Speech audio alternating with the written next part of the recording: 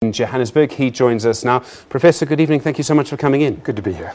The European Union, I think, must be the largest union of the largest voluntary union of states in human history. What impact will Britain's departure have on the European Union? Well, there's been such tension in that 46-year-old body, especially over economics and how what had hopefully would have been a sort of union that could have spread the wealth, and it did for a while, but then subsequently with the euro, even though Britain's not part of it, it created such economic inequality and uneven development. And you can really feel that geographically.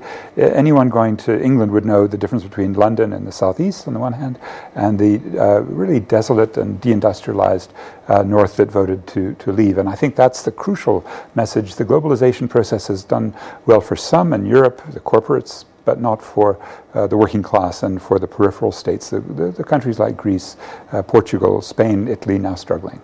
There's an important aspect of symbolism with the Brexit vote here, and it comes along with what's happened in the United States with Donald Trump, for example, and it goes to what could be called the sort of end or decline of the post-Second World War consensus. So after the Second World War, all of these countries came together and said, these are the economic rules we're going to follow, this is what we're going to do, this is how we're going to make it happen, and that worked for a long time. From about maybe 10, maybe 20 years ago, you started to see it in North America first, then in Europe, that people feel poorer than their parents. They feel they're getting poorer, not richer. Is that responsible for what's happening now in Europe? Yes, I think so. The one nuance I would add to what you've said is that there was a golden age, as it's sometimes called, between the end of World War II and around the early 1970s, and that's when really national states had sovereignty. And that's, I think, what the memory of many of the critics of the European Union will go back to. Partly it's cultural power, but it's also the economic logic of a particular country. You know, John Maynard Keynes had set up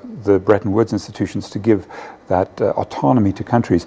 Now, so the crucial thing, it's not really even 10, 20 years ago, but probably early 70s when it began to fall apart.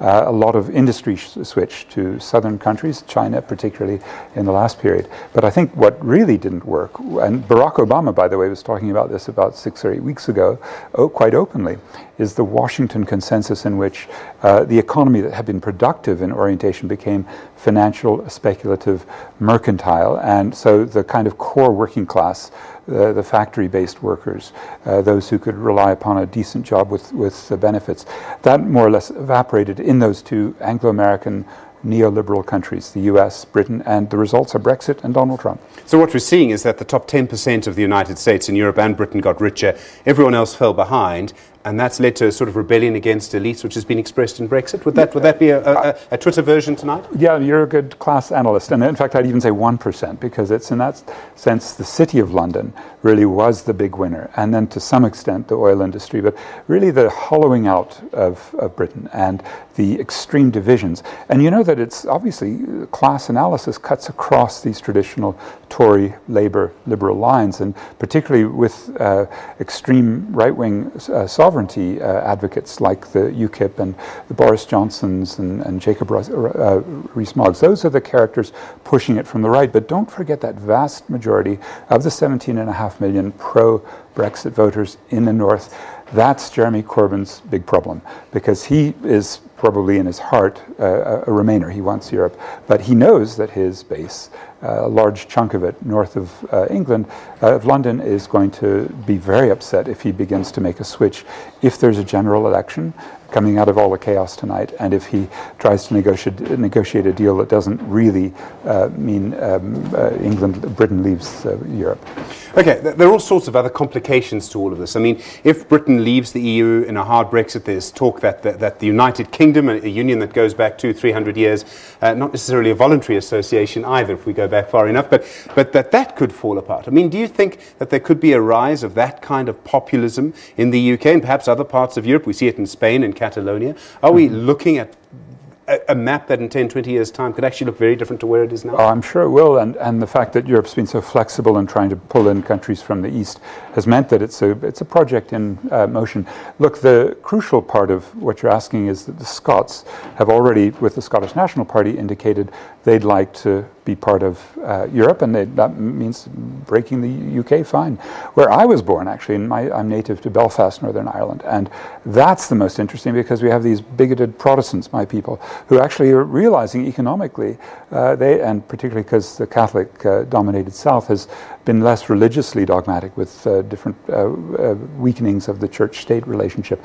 So, you know, it's funny that in mid-2016, the Northern Irish actually were Remainers. They wanted to be with Europe. And that border, where I passed a number of times in that period, was evaporated. And now the threat of a hard break and the threat that Northern Ireland may actually really sink because you know, the relationship to the Republic has been so strong. That's been probably the single biggest of the dilemmas. The other being the £39 billion in penalties that Britain pays.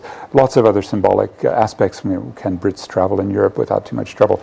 But I think the dilemma is essentially Theresa May is trying to fudge over a huge contradiction in economics, which means the Brits who've had the worst class divisions in Europe, and many of these towns in the north are really ready to rebel either to the right, to UKIP, but it was encouraging that the UKIP vote then split. Also, many voted last year, a year and a half ago at the elections, for Labour. So it shows a working class consciousness that could actually move back to the left Labour.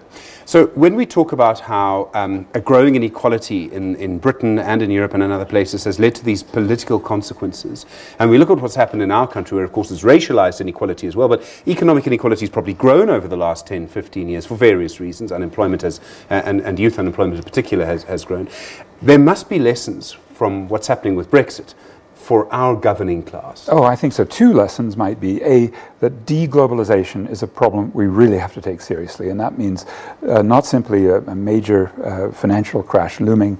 It doesn't only mean this big trade war, it doesn't only mean South Africa being so disadvantaged at the bottom of the continent with long distances to travel and uncompetitive manufacturing. So we've deindustrialized. Those are the reasons deglobalization. I mean, maybe a rethink of strategy instead of trying to reintegrate. But the other is political. It's just as you say.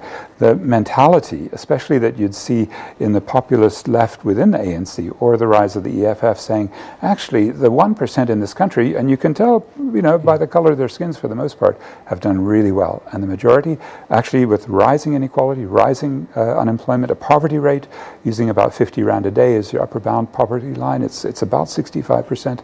This model isn't working here.